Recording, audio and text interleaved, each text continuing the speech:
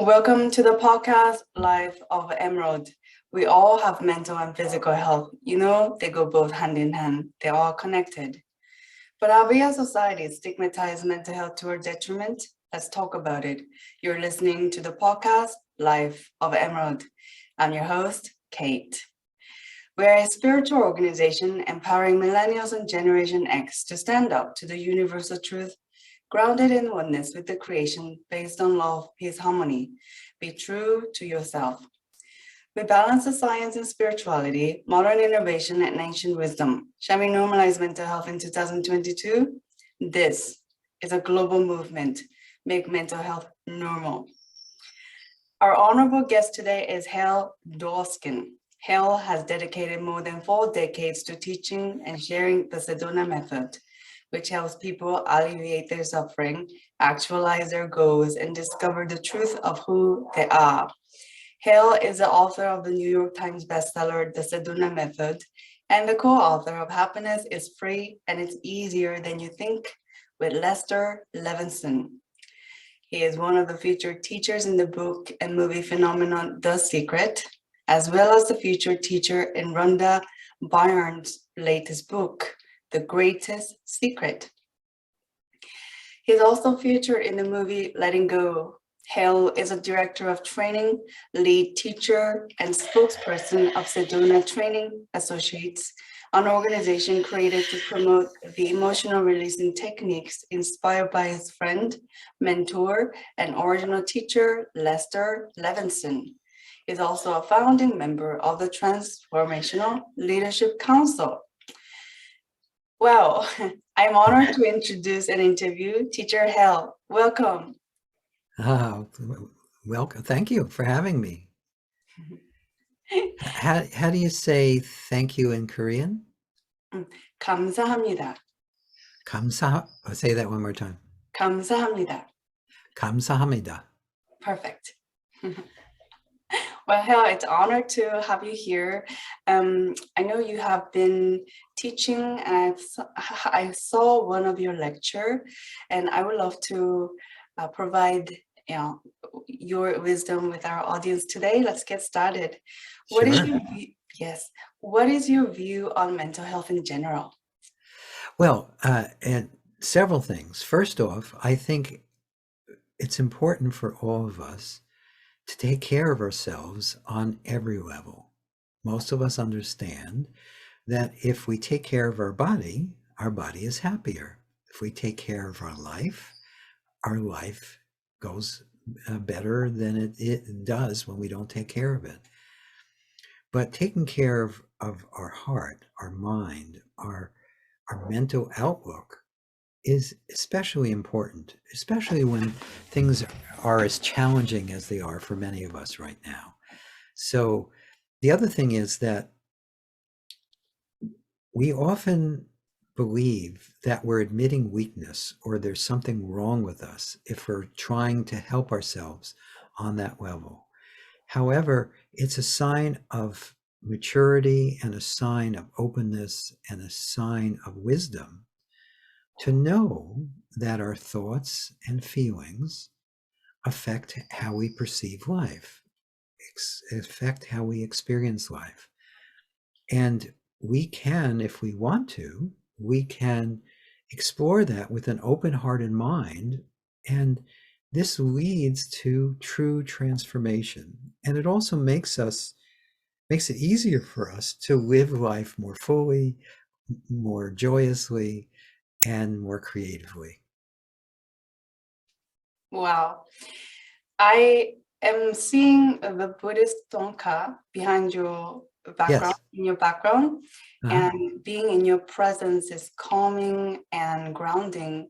Now, you mentioned about the importance of taking care of the mind, just like we take care of the body. Yes. How did your philosophy develop this way? I'd love to get to know your personal story. Sure. What is your one personal story pertaining to mental health which has shaped your life view today? Well, I was very fortunate that at a very early age, there was the usual stress, tension, anxiety, and confusion that goes with being a young person growing up in a family that wasn't always completely functional.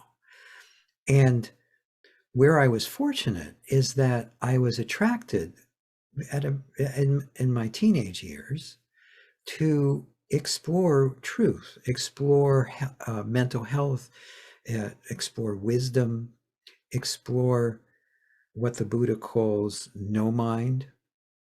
And I was led to meeting I did many both Eastern and Western, followed many Eastern and Western modalities, including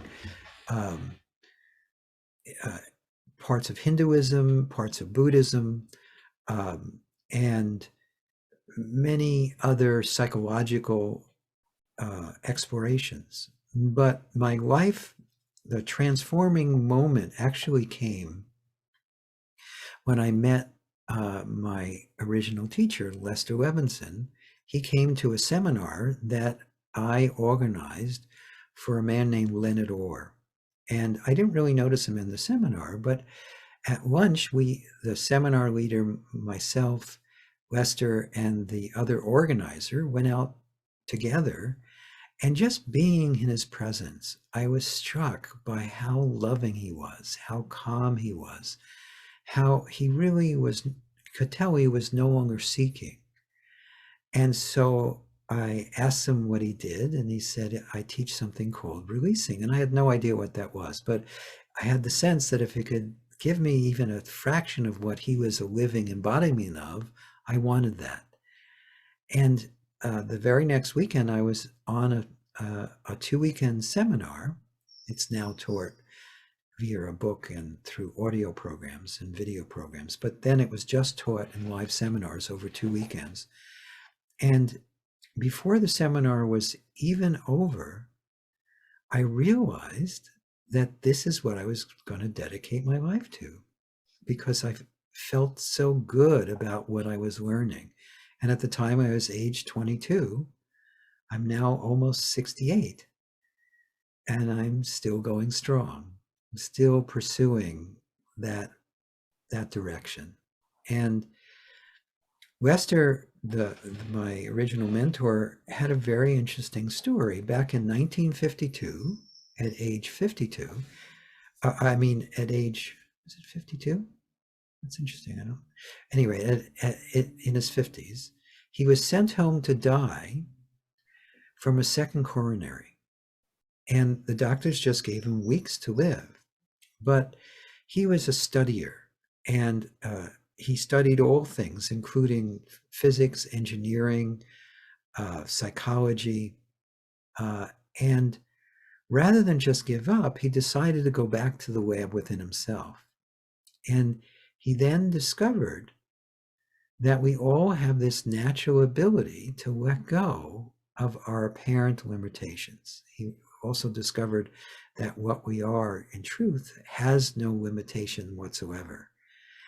And he used it intensively on himself. And after just 3 months, the sense of separation disappeared, and he was left with profound peace for another 42 years after he was told his life was over.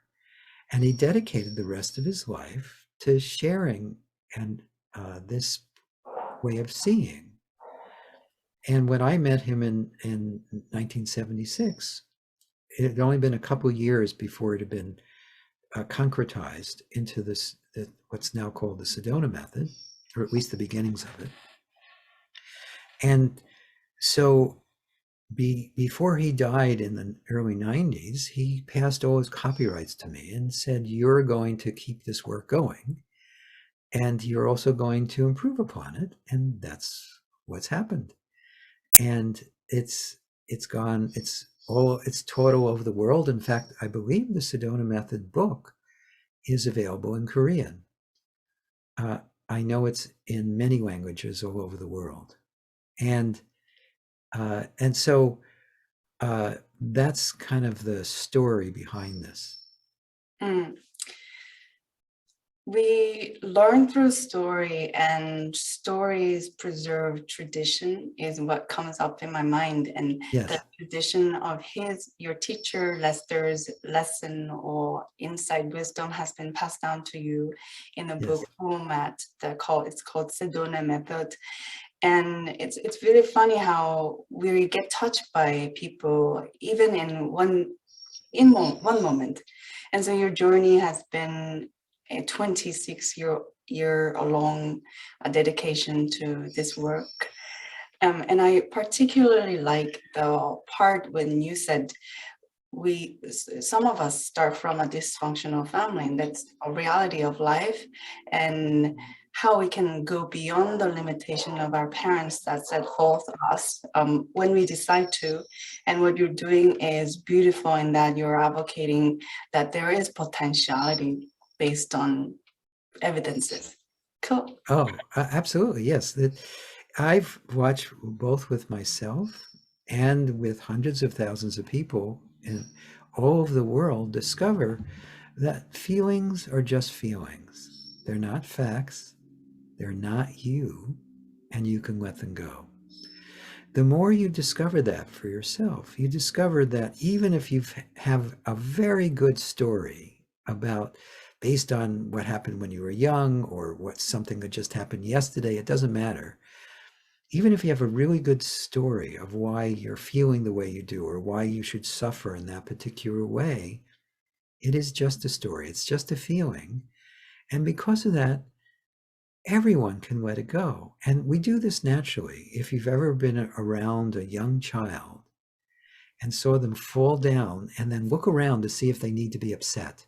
If they don't catch anyone's eye, they don't get upset. They catch mommy or daddy's eye. Oh, then there's an upset because it's an opportunity to get some attention. Well, this natural ability, once you get in touch with it as an adult, you can't lose it again because it is so natural.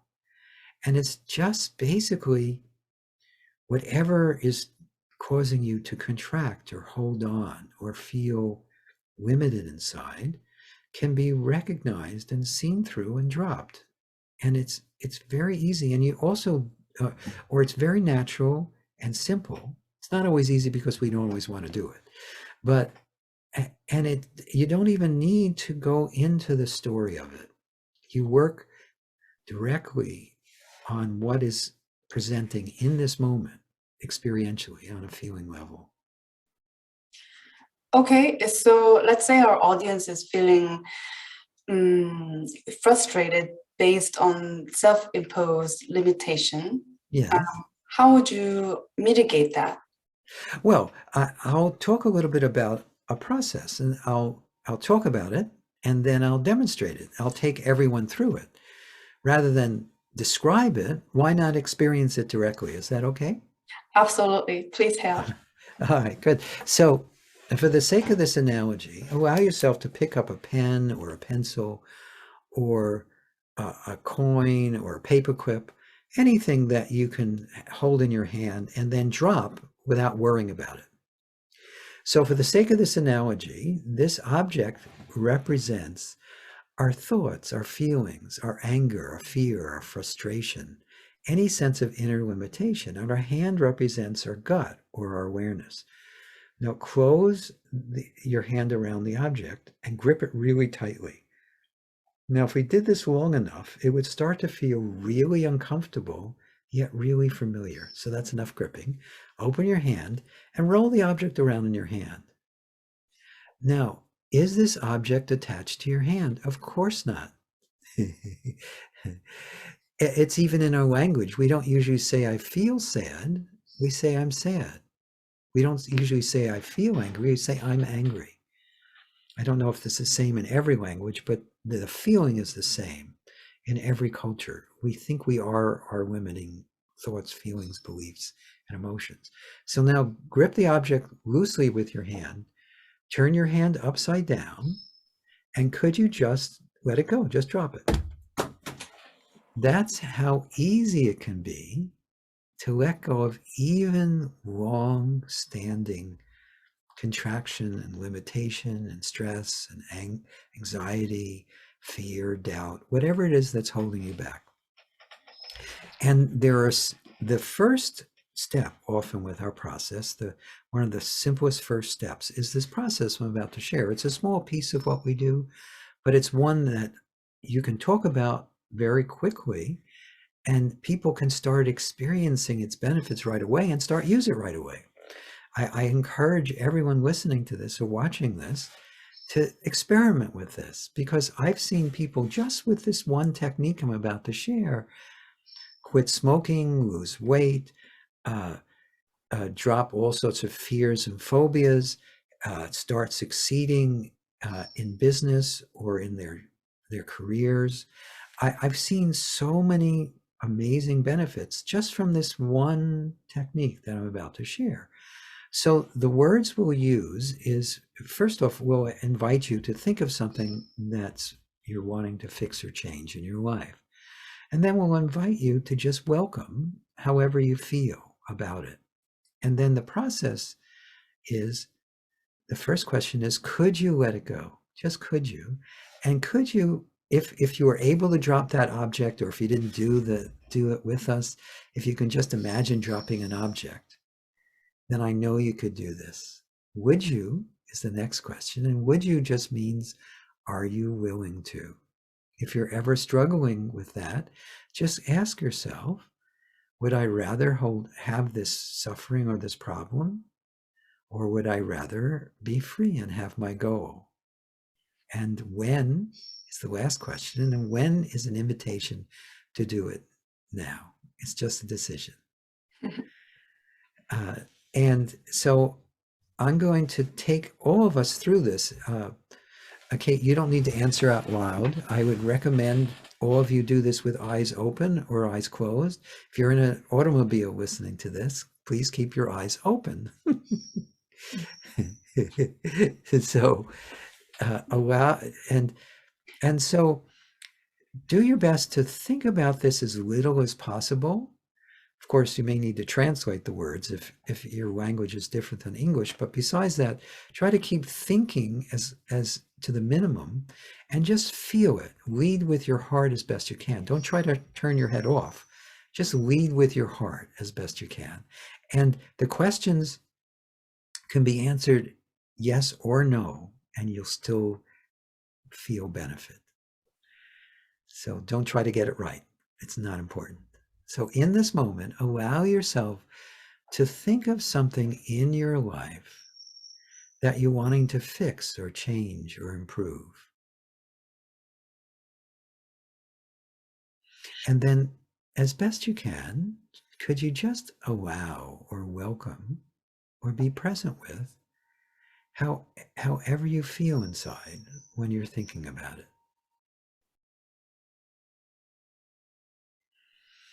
And then as you focus on it as best you can, just for now, could you let it go? Just could you?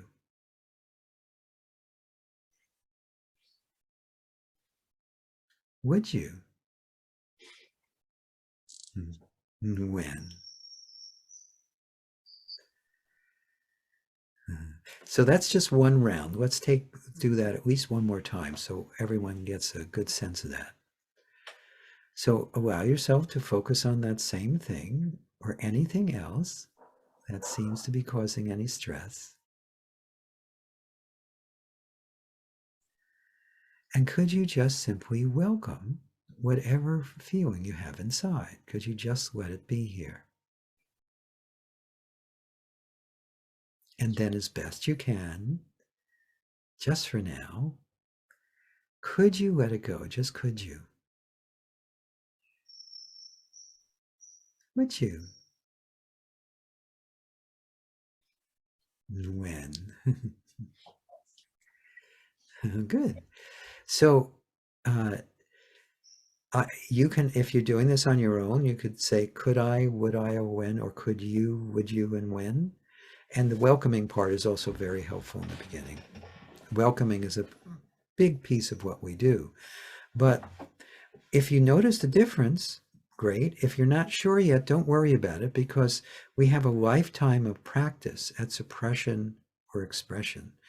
And the balancing point between those two is letting go. And sometimes it takes a little practice before we get that muscle working correctly again. Thanks for walking us in this journey of letting go. The 3 questions are poignant in that it helps me, from my experience, distinguish and compartmentalize in order to do a step-by-step process to recognize what I need to do in order to sort of feel the breakthrough. Well, when the mind is fully present, or when the sense of separation drops away, the mind stills. That's natural. Oh yeah, that's what happened. And the concept I remembered about the language is really powerful. And when we say I am angry, you're really identifying yourself. It could be I, my body, my character, or the soul. We don't know. It's ambiguous. And when you say I am angry, it's really identifying yourself with anger. So I like what you said when it's the feeling. We want to put a break between I with the word feeling angry. And so this simple practice of shifting perspective is really impactful for our psychology and the way we behave in the world. And thanks for sharing that. We have a lifetime to work on it. Yes. And even if you never do anything else with the Sedona Method, or you never check out what we do, just using that one tool will start to transform your life for the better in a very profound way. Well, Hale, what is your 6-word story you'd like our audience to take with today? 6-word story? I don't know if this is a story. Let's see. You are already whole, complete, and perfect. That's already more than 6 words, as you are. Oh, beautiful. How do our audience get in touch with you? You can find us at sedona.com, like the city in Arizona. That's SEDONA.com. Also, you can find us on YouTube, the Sedona Method channel on YouTube, and also the Sedona Method channel on Facebook. So those are 3 things you can do. And all 3 have quotes and free videos. There are over 200 free videos. And also I do have a weekly podcast called Letting Go and the Greatest Secret. And I interview teachers both from the East and West, and both self-help teachers and spiritual teachers, at helping to bring what they share to the world. I think we just released our 52nd episode, and we have already recorded enough to go for many months. And so you can find that wherever you go for your podcasts, you can find it. And that it's also put up on our YouTube channel. And again, it's called Letting Go and the Greatest Secret. Thank you for the amazing work you do in the world for many of us here. Hale, it's been a pleasure getting to know you. Serendipitously found you on internet, and here we are speaking about ancient wisdom and practices and practical practices. Thank you for that. Oh, thank you for having me. I really enjoyed it. Thanks for joining us today, empowering millennials and Generation X to stand up to what's normal. I appreciate your time. And this is an episode series, Make Mental Health Normal with Life of Emerald, advocating for listeners like you. For more information, subscribe to our community Instagram page at Life of Emerald _. Find us on LinkedIn, Life of Emerald. And finally, find our homepage, lifeofemerald.com. Till next time, take care.